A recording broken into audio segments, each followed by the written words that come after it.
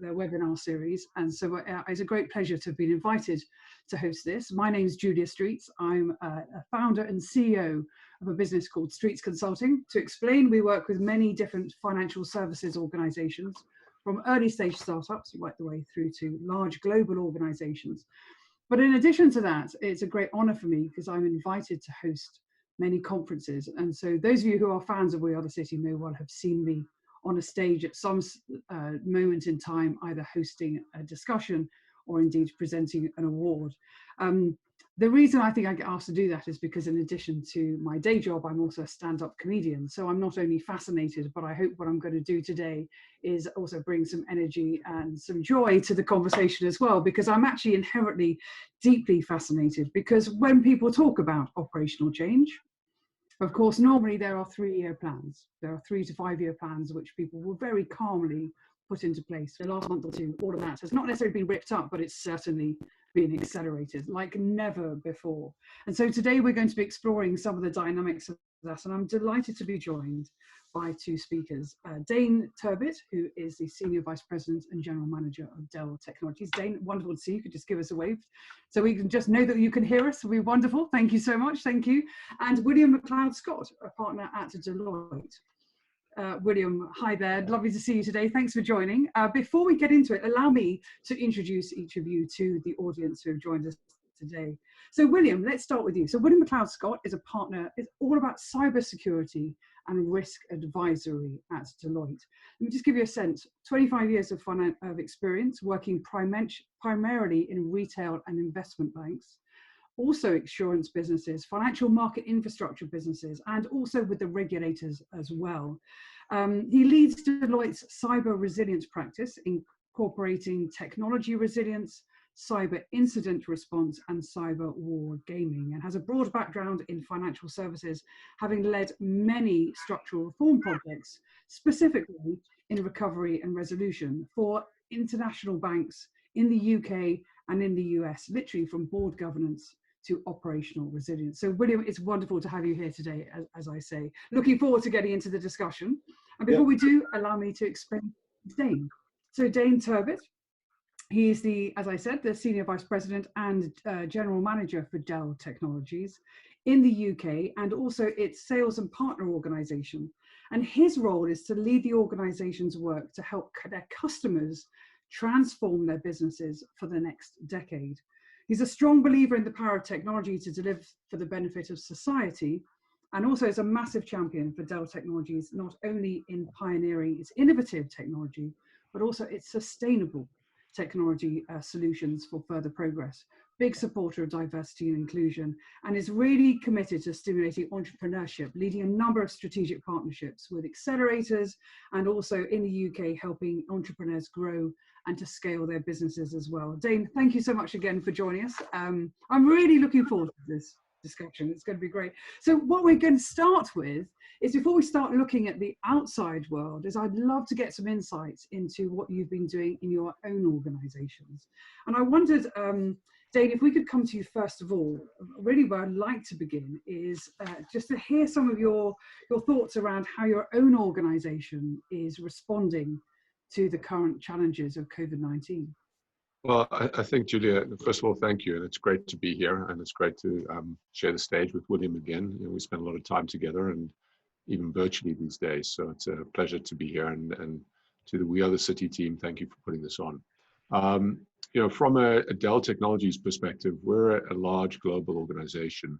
We operate in about 180 countries now, and we have about 150,000 employees globally. And you know, when the COVID crisis hit, we responded in a couple of ways. Firstly, we've been champions of work from home or workforce transformation for about 10 to 15 years. So we were quite prepared to move the organization. I think we mobilized circa 120,000 employees to work from home within 24 hours, which was great. That did put some stress on our organization. It certainly put some stress on our back office systems. But we went through that without much of a hiccup. And, you know, mobilizing everybody and getting everybody the capability to work from home was the easy part. What we've been dealing with over the last, let's say, 7 weeks is really the cultural change and the mental health, the stability of our employees, engagement pieces that I think are important in this time. And we've had to learn new things. But on a whole, I would say Dell Technologies has remained focused on our mission, really helping our customers out, prioritizing, the healthcare workers and everybody that needs, capability of remotely and where technology can support. And more latterly, starting to talk to customers around what does this new normal mean? And I'm sure we'll get into that in the conversation, and how do we help them? So, from a Dell perspective, I think we've mobilized pretty well.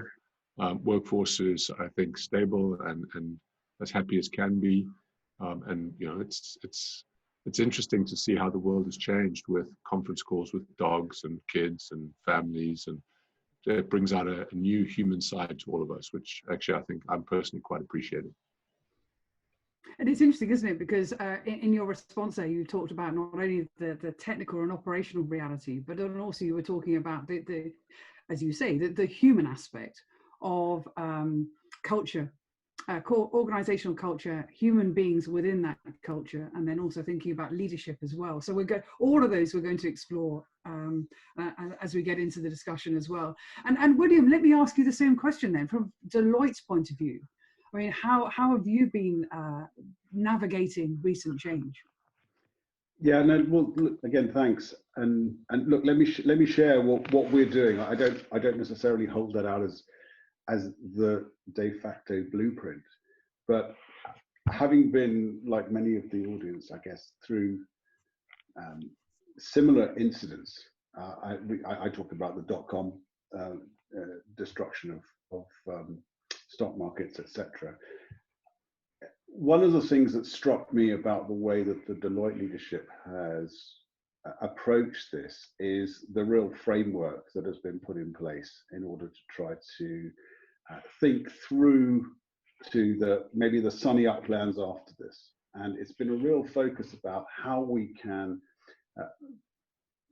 fight the battle as it is today, but also then think about how we prepare ourselves for the future. So a real clear framework put in place with some key principles that we've put in place. And you talked about it there around people. And that's been our key principle, is to put our people absolutely first. And so one of the aspects that's driven us towards is some detailed scenario planning. And we have come up with 4 or 5 different scenarios. And then came a really sort of crunch moment where we had to choose one. And our leadership consulted with us, over 900 partners, being consulted by our chief executive, who's leading this from the front, and has put in place a plan. And we are now executing on that plan.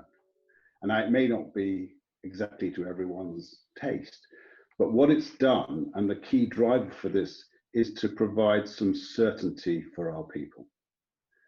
Whatever, we can't control what happens with the virus. We can't control the external environment. What we can control, we are controlling. And so we put in place a plan that will give us the operational stability, the financial support and power to be able to support and look after our people throughout this whole process, and give them a certainty so that they know what to expect and what is coming next. And that will enable us to be, we think, in a much better place in 3 or 4, 5 months' time, as hopefully we start to come out of this particular crisis. And you talk there about having the framework of certainty for your employees. One thing I'm very interested in is kind of backing up onto this question about culture, because everybody will say that they have a very strong culture in their organization, but it's often tested at times of crisis, if you want to call it that. I don't want to overstate this, but at times of immediacy, let's call it, because exactly as Dayne was saying, the move from, was it 120 employees moving overnight in 24 hours to working from home is a sense of immediacy. I'm really keen to hear your thoughts on to what degree culture enables you to respond to the pace of change, if you like. So Dayne, let me come to you first of all, because you were talking there about people and culture first. Yeah, look, we're very proud of the culture that we have at Dell. It's a highly inclusive culture, and a big part of our culture has been the employee participation in what we call employee resource groups.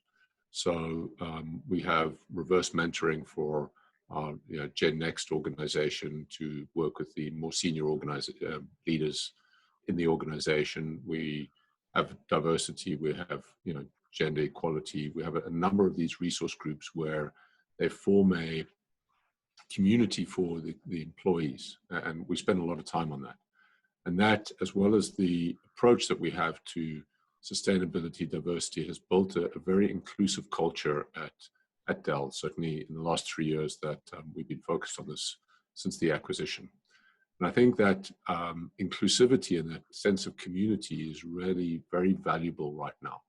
We've done a lot of, I'm the sponsor of our Women in Action ERG across EMEA, and we had a Women in Action series of Zoom webinars during this period where they all mobilized and had a friend figure out how to do desk yoga. And I think next week, as part of our mental health week, we're doing a Great British Bake Off where effectively you get coached to bake brownies, and anyone can join.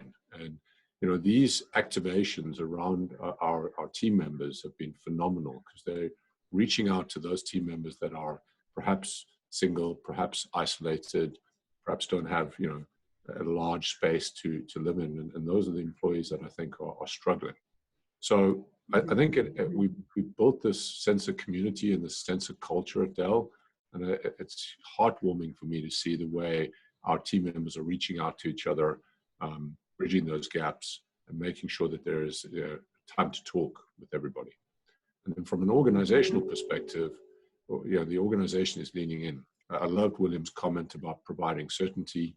The communication that we have from our organization down has been phenomenal. We had an executive leadership team Zoom that everyone was able to dial into. So Michael Dell and his staff, and they fielded questions from the field, communicated what's next, communicated what our factories are doing, when we're likely to come back to the office, how we're protecting our workers that are critical to servicing customer employees. And just that level of communication combined with that inclusive culture, I think has been tremendously helpful in these times.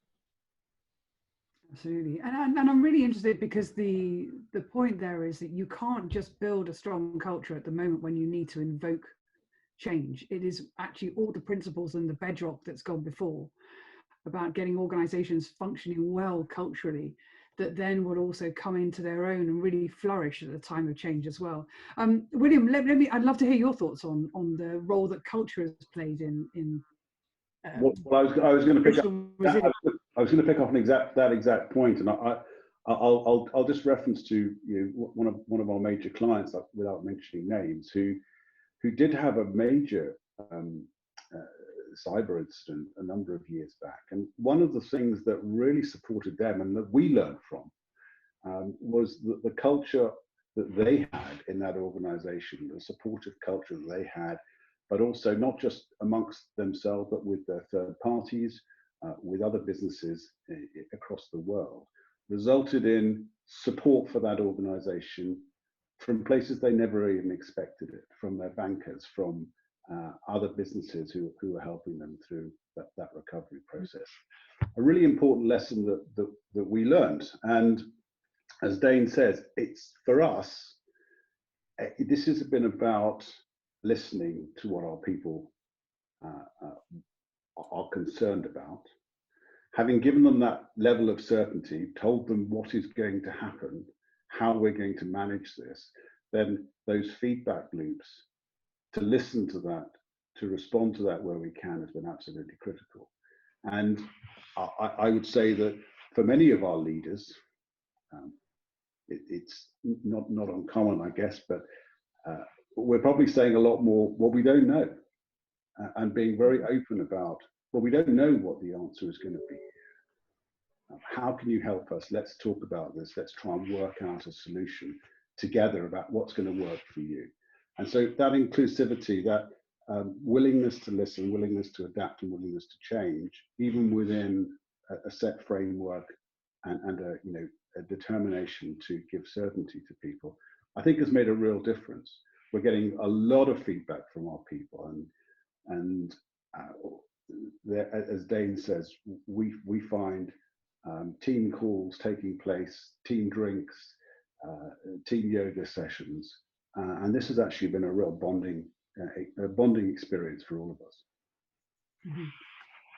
And you talk there actually about one of your clients and what they've been through as well. I'm really keen now to kind of open up the discussion into to any sort of common themes you're coming across with your clients as well, respectively at Dell and Deloitte. But before we do that, I just want to say to everybody who's listening in, thank you again for tuning in. There is an opportunity to ask questions. We do have a Q&A chat box. So please, what I'd encourage you to do is, if a question comes to mind, literally just drop it into the chat box, and we'll either take them as we go if they feel like they fit very neatly with the conversation in hand, or indeed we have most definitely made some time for questions at the end. So questions are very welcome. Please don't feel you have to, don't hold back, because I know that these guys are happy to take any question you want to throw at them. So I encourage you to do that. But let me now then return to this question about working outside your own organizations, which arguably, you know, you're taking much more of an advisory position in, so you can give best practice, but the question is, do people take it? Fascinated to hear, what are some of those key themes that are coming through that you've observed in the third parties you work with? Let me start, William, let's come to you first on that. So really interesting. I mean, this is our business, right? You know, we support and help our clients tackle some of their most complex problems. What's been a common theme has been actually a little bit of a scramble, and I say that with advisedly. People have had their heads down, trying to get their organisations to be able to respond really fast, and Dayne will be able to pick up on some of that around the technology requirements and issues. And yeah, that has been something that has been extraordinary, and it has required a real determination. The bit that I take away from it is a huge confidence, actually, in that whilst businesses, you could potentially accuse them of not being prepared for this, who is? And the fact that organizations have been able to adapt, overcome, and be back operationally and functioning, you know, very quickly, within days in some cases, has been quite remarkable. Yes, there have been hiccups on the way. We've seen, you know, clients who are struggling to work from home. We've seen call centers, particularly internationally, fall over because of international constraints in terms of working from home and capability to do that. But we have been able to work with our clients in order to resolve those things, and we've done it pretty well. I've not seen a business or any of our clients that have failed as a result of this. We have, and this is an extraordinary circumstances, we have closed down the world, we have closed down businesses, and yet we've come through it. So I take that as a really strong positive, actually. And I think when we look back at this in 6 months, a year, 2 years' time, the fact that we were able to use our current capabilities, our current policies, procedures, adapt those for an extraordinary and unusual situation is really, really positive. But, you know, I think Dayne will pick up and talk about some of the challenges around, you know, getting people technologically prepared for this. And I think that's been quite a challenge. Yeah, that's right. Yeah, you make some good points, William. I think from our perspective, you know, we've seen an amazing reaction to this. So if you think about it, organizations, large enterprise companies made a decision around who needs to work from home and who's likely to work in the office. And if we take an example that William brought out there around an insurer, usually your call center staff are in the office, and that's a big lump of employees. So we've been fielding calls from clients that have said, look, all of a sudden I need to move 5,000 employees to work from home. So I need 5,000 laptops, which is perhaps the simplest request.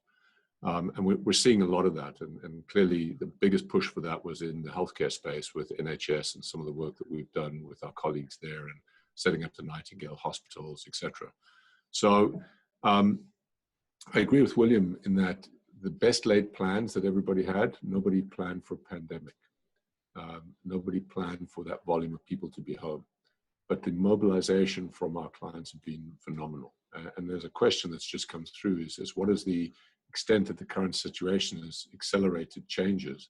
I use one example for one of my customers. They did in 3 weeks that would have taken them 8 months to do in a normal process, because they had a critical mindset on, we absolutely need to do this. We need to stay in business. We need to enable our employees to work remotely and be productive.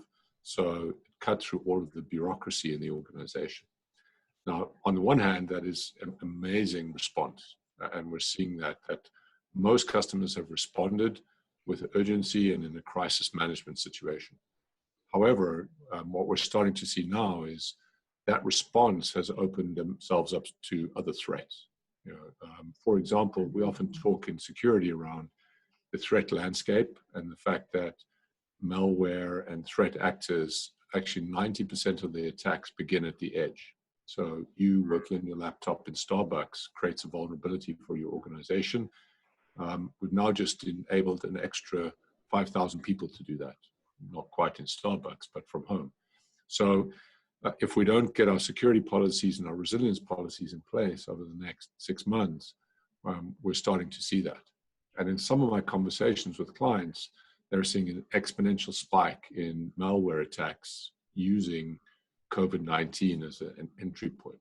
So amazingly, artificial world maps plotting, death rates that people click on and open tunnels into their organization. So there's a lot to do, but in essence, I think everybody has mobilized as best they can. Somebody asked me the other day, do people have a framework for this type of activity, this type of crisis? And I don't think so, but what I've noticed is that customers are relying on frameworks that they have in place and then rapidly connecting the dots. And I think, certainly the work that we've done with William has been helpful for a lot of our clients, figuring out how do you do remote working? How do you do it securely? How do you assume that you will have somebody in your environment that potentially can get hold of your information? So what is your ability to be operationally resilient? And I think those are important topics that our clients are working through right now. And if I can just pick up on one thing on that, Dave, because I think there's a really important aspect there, which was 6 weeks ago, we didn't have Zoom. And had we been trying to roll that out across our organization, although it's a relatively straightforward thing to do, it would have been a 6-month, 12-month program plan in order to have got it to absolute excellence before we went out. And one of the things that we've learned and we try and sometimes in our projects to do is get MBA close, not necessarily engineering close every time. An MBA close is often good enough, and then you can iteratively improve. And if I give you the story of our Zoom rollout, I think it took us a week to do that. And during that period, our attack team attacked the application and then discovered some of its weaknesses. And Zoom, to their credit, have then fixed a number of those things, which has been fantastic. So I think one of the things that we've really learned here is that we can do it. It's kind of that Bob the Builder moment. We can do it if we put our minds to it. And that's one of the things I think that we'll take away from this is that MBA close is a really, really good starting point before we iteratively improve to get to engineering close. But if you aim for excellence right up front, then expect to be back into 12, 18-month delivery programs in order to do that. Mm-hmm. And do you worry about in the pace of change and also in the fact that actually very, very quickly being able to identify some of the vulnerabilities and therefore address them, which is a very positive thing, and then to work with third parties to go, are you aware that we ran a test on your application, we found a couple of vulnerabilities, you'd be well advised to address those. That's very, very positive. What I'm really keen to understand is kind of what are we in danger of having overlooked, or what are we in danger of just deprioritizing while the world has shifted so quickly? I don't mind who answers that one first particularly, but Dayne, let me come to you first of all. I think that's probably the best way to start. Yeah, I think that organizations today, it's not a question of deprioritizing. I think it's what has been prioritized higher. So if you think, to William's point, we often operate on a change process, and you described it in your intro very well. That said, we plan it, we think 3-year organizational changes, that defines the budget, that budget defines the programs, and then we go and execute against those programs, and we lobby against other programs to get funding. All of a sudden, along comes COVID, and you have to buy 5,000 laptops, which you never budgeted for until year 3. So all of that scenario planning and prioritization is out the window. There are companies that are not operating. If you look at our airline industry, BA, EasyJet, all their planes are grounded, and those are burning cost every day. So I think there'll be a massive reprioritization of what's important. Right now, what's important is staying in business and making sure that their employee base is, engaged, healthy, happy, and going to survive this. And then I think there'll be a new category of prioritization. I think, to William's point, very often in the security industry, we took the belt and braces approach, and then wrapped it in cotton wool before we could do anything. And I think approaching it from more of a DevOps-like environment, getting something in place, testing it, breaking it, testing it, breaking it, testing it, breaking it, is a faster approach to projects, and actually requires less cost because you don't bite off everything at once. So I think there'll be a reprioritization. There'll be a reality of the fact that there's been some expenditure that has to have happened to enable people to stay alive. And then it'll be more challenging to do some of the nice to have projects in the next 6-18 months as customers and clients are starting to reshape their businesses. Now, on the other hand, there's some big advantages to what's just happened. We've fundamentally proven the myth that we can work from home. So organizations are looking at that and going, well, actually, do I need that expensive real estate? Do I need to, have an office in downtown London when I'm a financial trader and I can reach my clients over Zoom, and actually we can have a very productive conversation? So those dynamics will start to come to bear, and I think those will be the positives that we take out of this, in that we get a better blend of working from the office and working from home, which comes with the advantage of work-life balance, home, family time, productivity. It's just a question of how we enable companies to do that and how they prioritize accordingly. Sorry, William. Well, this is a very neat sort of segue into the next section we were going to get into, actually, which is all about the new normal. And this is the question that everybody's asking, and it's the expression that everybody's spouting, which is we're going to be operating in an entirely new normal. And William, Dayne's just given us a few insights into some of the critical questions that will define that new normal as well. I'd love to get your thoughts on. Let's start with the short term. Let's think about the next sort of 3 to 6 months as we're beginning to look at the government plan for coming out of lockdown to the end of the year. What are your thoughts on how we'll operate? Yeah, so absolutely. What I was going to try and do as well is there's a question I've seen that's come through, which I think we should try and pick up on too around this, and that's. And I'll just read the question out for those who can't see it. But how are Dell and Deloitte dealing with boosting morale and motivation now that it looks like office workers will be working from home for much longer and morale will be wavering? And that absolutely plays to your question around what happens next, because I think it's one of the areas that you asked in the last question that we also need to be very aware of, and that is the sort of mental health issues that we're all facing, and in very different ways. There's a big difference between working at home for 6 months, a year, or permanently, and working at home Monday, Tuesday, Wednesday, office Thursday, Friday. And that's a very big mindset difference. And I think that, you know, one of the things, and to answer the question that was placed, we're absolutely fully aware of the stresses and strains that this is putting on people, the uncertainty that people are feeling about their jobs, their futures, their security, how their personal health and security. What does this mean? How can we help? And so it comes back to the thing I talked about right at the beginning around how we've tried as best we can to give a certain outcome, a deliberate outcome. This is what we expect to happen. This is what we are planning for. This is what we will deliver, so that people understand and are expecting things. And so I think that helps to answer that question in terms of morale and motivation. We've got our people focused on recovery, on coming out of this. What do those sunny up plans look like? Yes, we're in the middle and the thick of the fight. It might be quite quiet over the summer. It might be that organizations are not prepared to invest and are just holding back until such time as they feel more confident. Okay, what can we do in that period to teach you more skills, to develop you personally so that you come out of this in a stronger place, and we as an organization have a more skilled workforce. So those are some of the things that we're working through right now.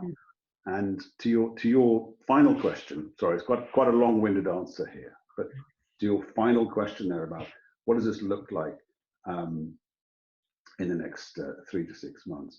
Well, I've told my teams that from a Deloitte perspective, you know, we are a nomadic people. We are probably one of the last that will be allowed to return to the offices. So we need to plan for this being our normal for at least the next 6 months. And we need to get people comfortable with that.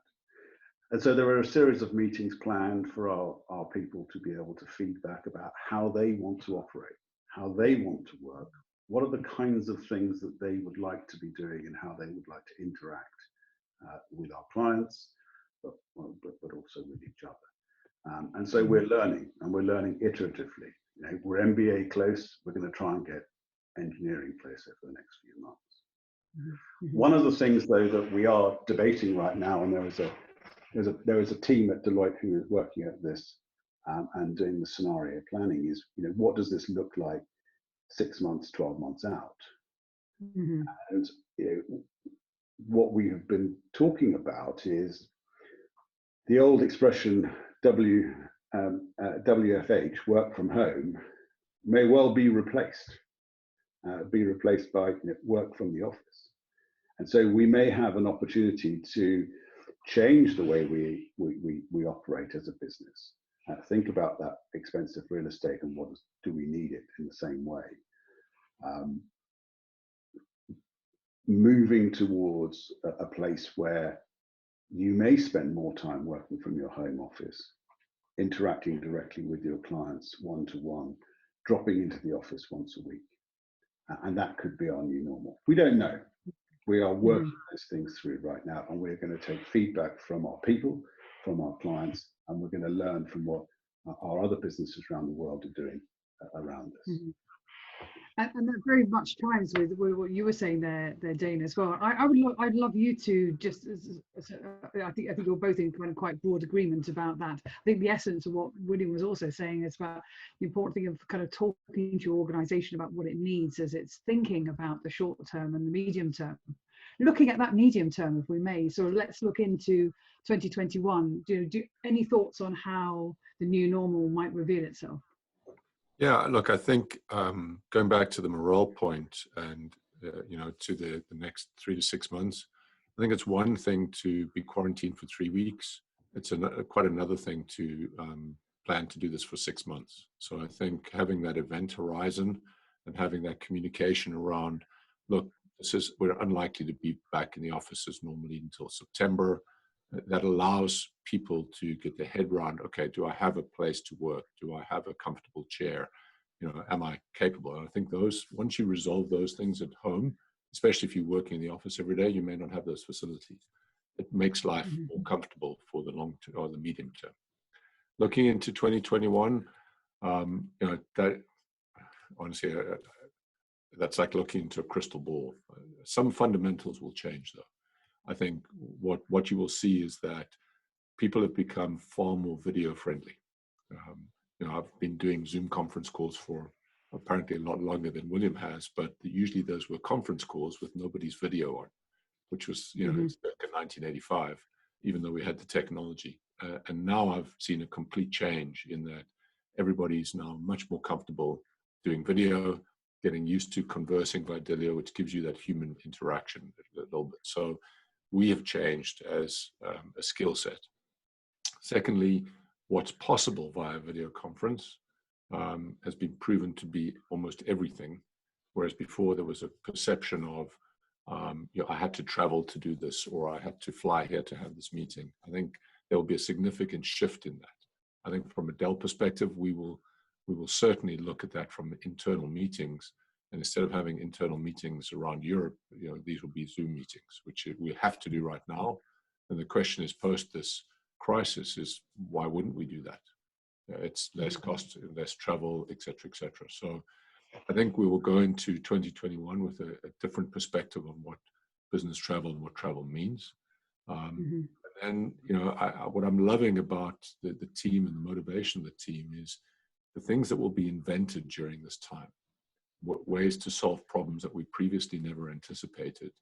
I was with one of my team members today who's working with a client who's looking at opening up the environment, and we're looking at technology solutions and bringing to bear a combination of CCTV with some of our medical imaging to bring a completely different application which never existed before, that allows screening, video screening, so that you can check temperature. So I think we'll have a burst of innovation, and we will also sadly have some challenges in certain sectors that haven't survived this crisis. So I think there'll be a rebalancing in industry segments. There will be an adoption of technology and this type of working, and then there will be an acceptance, both from a leadership perspective, but also from an individual contributor perspective, that conversing on video is normal, and doing one-to-ones and engagements like this is actually quite normal. I think that will be interesting. And then once we understand those, because if you think about life in London, you think about life in any big city, I used to spend my time logistically planning how I get from Brentford to Canary Wharf and back in a day. That took 3 hours out of my day. And usually that's personal time. Now, if I need to do it, I can either base myself in Canary Wharf or base myself in Brentford and have a Zoom meeting on the other side with that other individual. It makes us more productive. What we do at that time will be very interesting. And I think it's interesting where you bring it back to kind of to self in many ways within organizational structures, about so what's going to work for you as a human being in the organization. And I think particularly at the moment around, and it's actually expression used earlier about work-life balance as well, is of course there are other dimensions coming into play as well in terms of how the family environment has changed. For example, homeschooling, and then also sort of dealing with small children. And also older children who perhaps at university age, and thinking about their educational options as well, and how that all pulls together. One thing I'm very keen to do, actually, when we're on the subject of self and the human being, is actually to hear your stories about your personal resilience as well, and what you've particularly focused on to ensure that you've remained resilient throughout this as well. William, let me come to you first of all. Yeah, well, I have to say that's a really good question, and I think I hit the lockdown wall this week. Yeah. Where I finally discovered that a couple of things. Firstly, welcome to my study, or at least that's what I thought it was. I've subsequently discovered that this is where my children isolate me from the rest of the house in order for me to be able to work. And so, sort of the dynamic and the play is quite interesting. But I hit the lockdown wall because I think that being on your own in your office, engaging via conference calls all the time, is not what we're used to, and you do lose a lot of that connectivity. You gain a lot, but you also lose a lot. And I think that what my teams are telling me, and what I've also experienced, is volatility. When you have a good day and you're on your own, it becomes a great day. And when you have a bad day, it's a disaster. And so managing those peaks and troughs of our emotions when we're on our own, because we are generally gregarious people, it is much more complicated. And so we will need to get together. We will need to do that. We will need to meet our people, and we will need to meet our clients. So that I think is going to be an important part of our own mental health journey as well. And I think we shouldn't overlook that. And can I just stay with you, just to extend the question slightly, if I may, which is, and obviously you are a leader of leaders as well, being the way you are in your organisations. How have you coached your leadership team also to take their personal resilience seriously and be very mindful of that? So we're a pretty flat structure at Deloitte anyway. Although there is a structure and partners lead the business, we are very much connected with our people on a day-to-day basis. But one of the things that we've enabled people to do is to empower them to go and do other things where they want to. What do I mean by that? One of my team, for example, has elected to go and support his local charity during the summer period, because he feels really strongly about it. It's something he's been doing for a long period of time. They're not getting any funding at the moment, it's an important aspect for him to go and do personally. And we praise that, and we think that's a fantastic thing to do. And we publicise that around the organisation to make people feel that this is okay, this is a good thing to do, and we really recognise it. We have, like Dayne, a lot of our people have been mobilised to support the health service, and are doing that. They've volunteered to go on site. They've volunteered. We make sure that we put the requisite safety around that as far as we can, as far as we are able to, but they have volunteered to do that, and we've supported them in that desire. So, from that perspective, it really is about empowering and allowing our leaders across the business to lead in the way that they think is most appropriate for them. And one of the interesting conversations that we're having right now, and it comes back again to that plan that we set out at the beginning. We've told our people that we will continue to be promoting people as they go through. They've worked hard for this. They should deserve it. But one of the things that we'd be really interested to learn is not presenting me a pretty PowerPoint picture about all the great things that you've done. I'm much more interested to know how you've been leading our people through this process, how you've been leading our clients. What is it that you're doing personally? And we want to see more of that. We want to hear what you're doing. And there are no wrong answers here. Go and do what you think are right in order to keep that connectivity up with both our people and our clients. Wonderful. Thank you, William. I'm going to come back to you, Dayne, with a similar question. And then, so starting with kind of how you've considered your personal resilience, but then also kind of extending that a bit further into, what other leaders can do to lead from the front. So, for example, what William was saying is that's one of the questions he'll be asking of his leadership team, is how have you demonstrated that? What I'd love to explore is what you would hope that people would do in that as well. But let's start with you first of all. What have you been focused on? Yeah, look, I agree with William's comments. I'm relegated to the loft, which is my new study, which cuts me off and isolates me for most of the day. I think the thing that I've been focusing on is maintaining a routine. We're naturally very busy people, and usually with my travel schedule, it's very difficult for people to get my time. The moment I became available on Zoom, I was overwhelmed with time meeting. So it was half an hour meeting for like 12 hours a day until I put some control on that. So I think that's the first thing I would encourage people to do is, just because you're working from home doesn't mean that you're always available. You need to make time for exercise, for a routine, for spending time with the family. And I've become a lot more structured with my time to enable me to manage that deluge of Zoom meetings. I think it's important for leaders in this time to be available to their teams. That's pretty much how I'm coaching my teams, is to make myself available, and they should make themselves available for their teams and for the individual contributors, whether it's a team coffee chat, or the Scots with their team golf tournament that they're doing amongst themselves on Zoom, or just one-on-ones for team members that are struggling.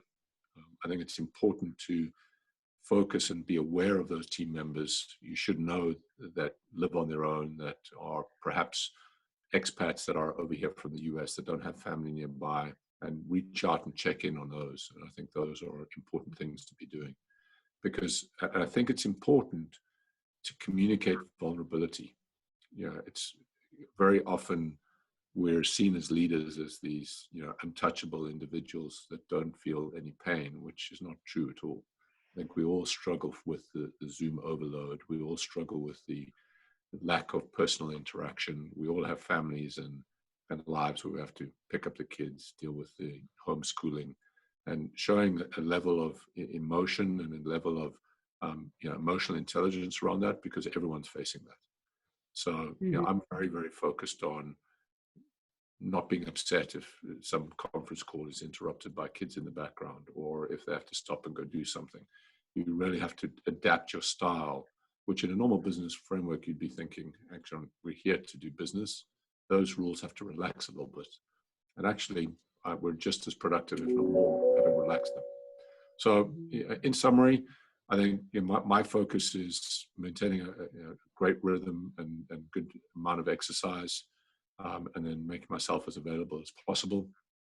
And then coaching to my teams, I'm encouraging them to get comfortable with video and put themselves out there a lot more, and actually connect more emotionally with the team than just on a business basis. It's one thing to be jumping into the PowerPoint review of what we're doing. It's another point to just taking that extra 5 minutes to say, how are you doing? Is there anything we can help you? Do you want to chat?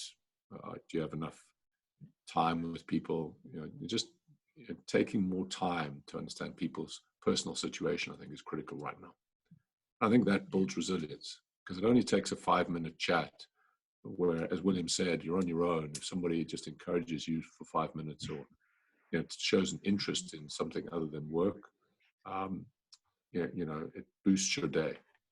And then I often deliver perspectives. I am South African. I work in an international company, so I get to talk to my colleagues in Dubai, in Cape Town, in France, and then I repeat the stories they have, because frankly, our lockdown has been pretty easy.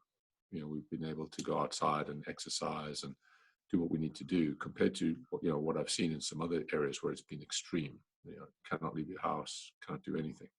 So we're very fortunate to have been through the process that we have, rather than have an extreme lockdown, and that's due to the way we've handled things. So I think it's important to convey that sense of perspective, because I think that's what everyone loses in this. If you watch the news, there's the only thing we talk about is what Boris or Trump would say, and then there's no sport, there's no culture, there's no lifestyle, there's nothing going on in the world except how many people have died today, and when is the R going to be below 1. And if that consumes us, then we lose our humanity. So I think it's important to get that connection. And of course, what's really fascinating and also very encouraging is if you think about the leadership playbook, which for so many, well, certainly in recent years, has moved away from some of the kind of the earlier teaching around productivity and leadership models, has very much moved towards the emotional intelligence, kind of humanitarian or humanity-styled leadership.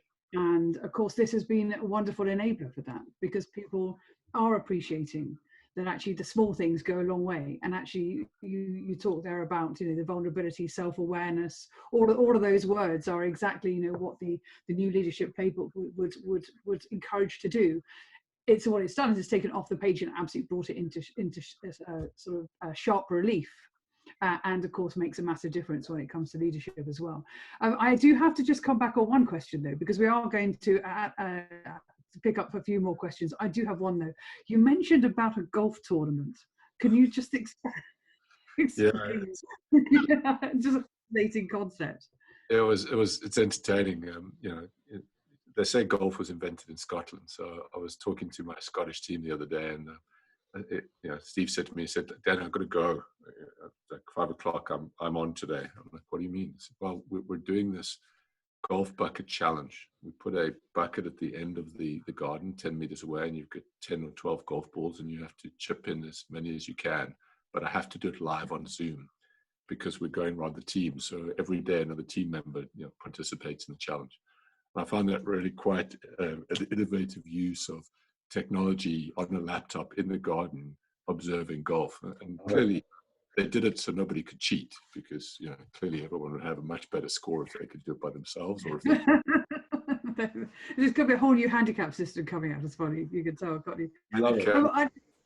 And the comedy value was entertaining, because you get to watch everybody, and people profess to be great golfers, as you know, and then there's a reality over Zoom, so it was quite entertaining.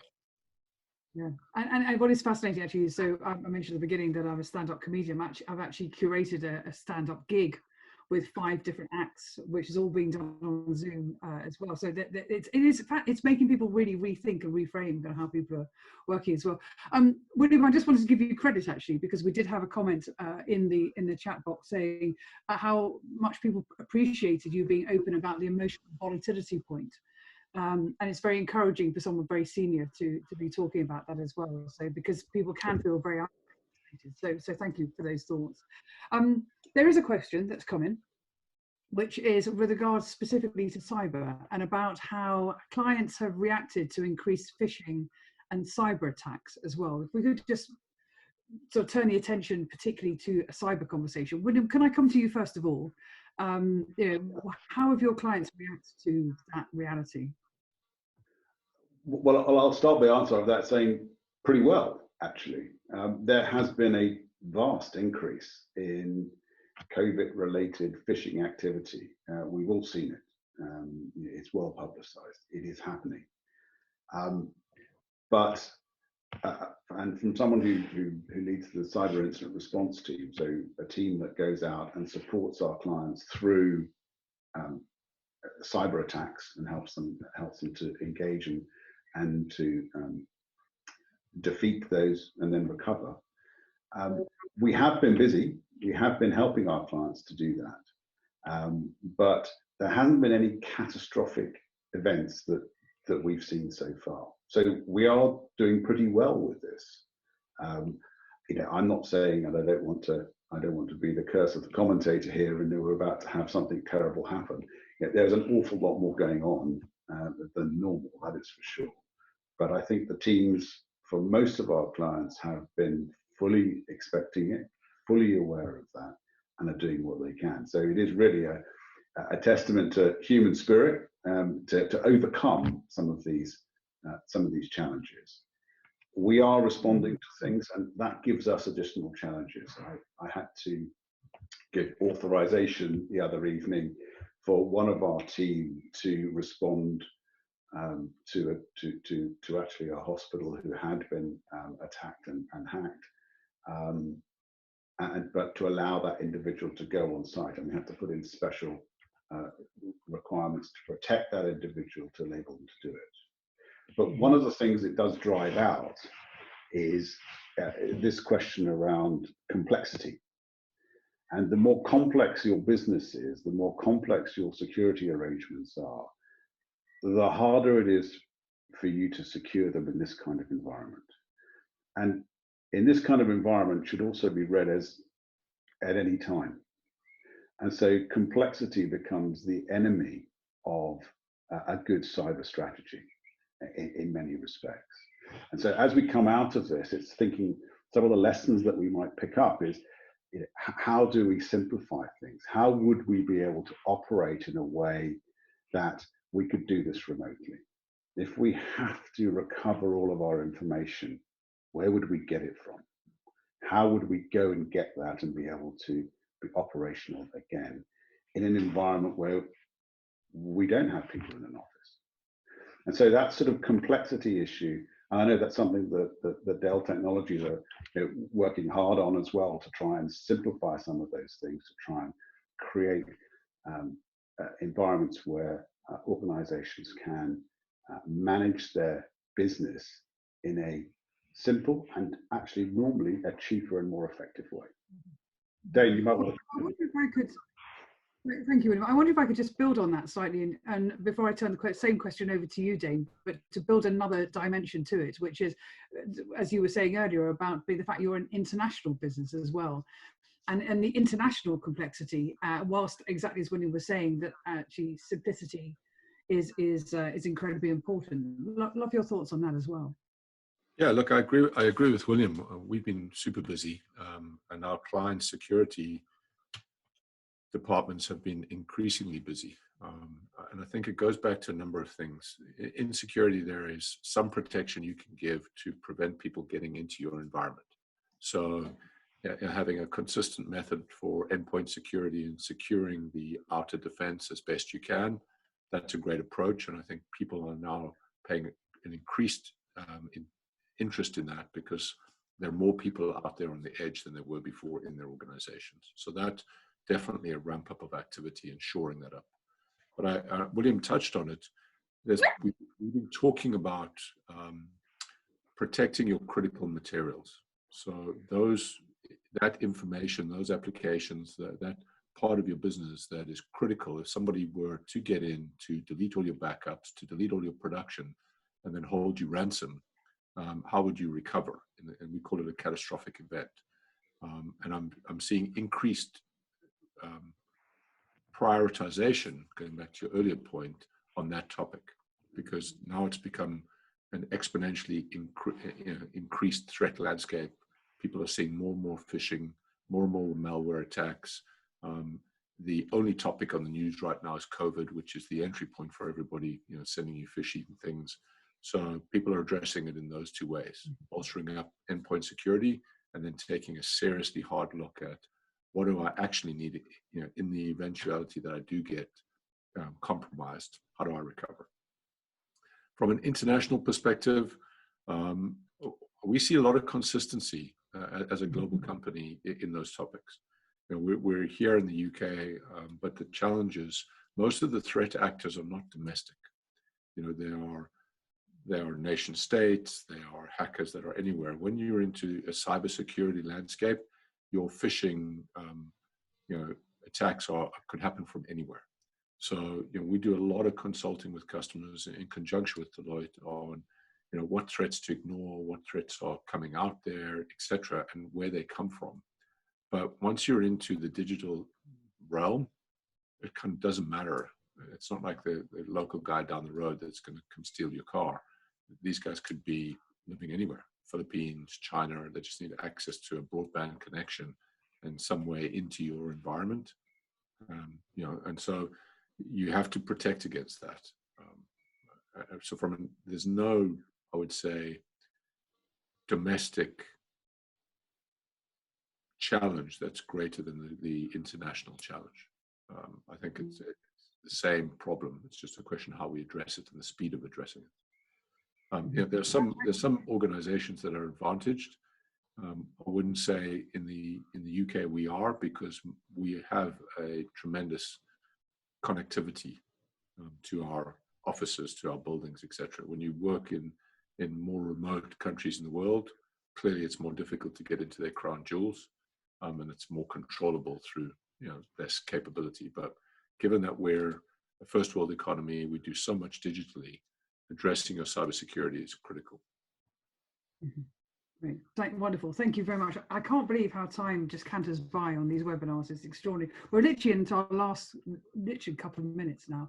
And so I wondered if I could just ask you just to very briefly make some kind of final points, really. Final remarks. If there were instance, you could each offer, one being around one around organizational resilience, and then also about personal leadership. for the audience to take away with them, what would those be? And William, let me come to you first of all, organisational and personal. Well, I don't claim to be an oracle on this, but I will, I'll just share what I've learned in through this process. And from an organisational perspective, what is working for us is giving that certainty, making a plan, delivering on it, and that is helping our people. That's helping us to move towards those sunny uplands. We know they're out there. They're just round the corner, and we need to plan for those things. We're in the middle of the fight now. That plan will sustain us through the fight until we get to a better place. So that's from an organisational perspective. You do need a plan, and you need to execute on it. And then from a personal perspective, I think one of the things that I've learned from this is that I thought I knew my people pretty well. I thought we have a few drinks in the bar, we go out for dinners, we meet in the offices regularly. But actually really understanding what their challenges are. The fact that our graduates are probably in shared accommodation, they don't have their own room to work in. That's difficult for them, and to be able to understand those sorts of things is really, really important. And so it's an area where in the future I'll be concentrating a lot more on just really understanding what makes our people who they are, and helping them to be able to work within our environment, which also meets their expectations and what they need. Wonderful, great, thank you very much. And for final thoughts, Dayne, we'd love to hear again one organisational and one personal as well.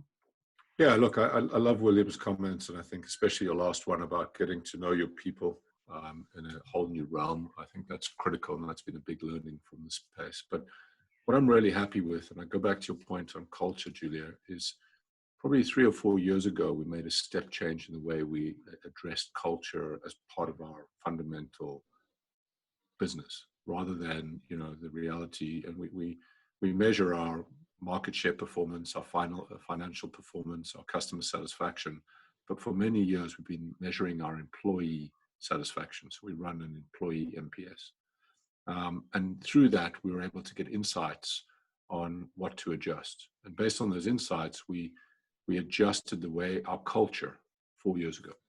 And as we've been on that journey, and as we're taking, as you said, the softer skills off the page and putting them into reality, and giving different people in the organization a voice, whether it's the younger generation or more gender diverse part of the organization, it has created an awakening in the organization that has made them, I believe, more resilient for this time.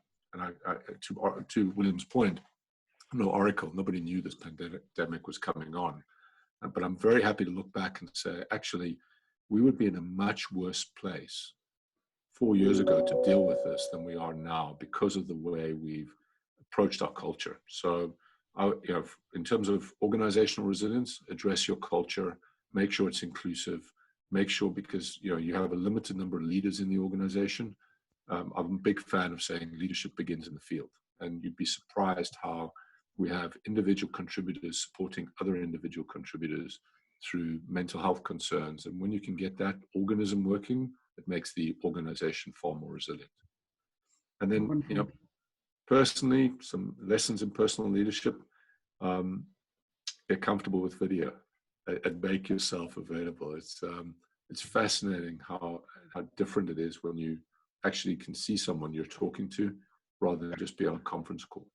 So those are some small things that you can do. And I've focused on, how do I make myself more available to more people, and then manage my time at the same time? Because there's no good that I turn up with having an emotionally volatile day in the wrong direction with someone who needs some sensitivity. So I need to manage my time, my mood, and then make myself more available. That's kind of what we're working on right now.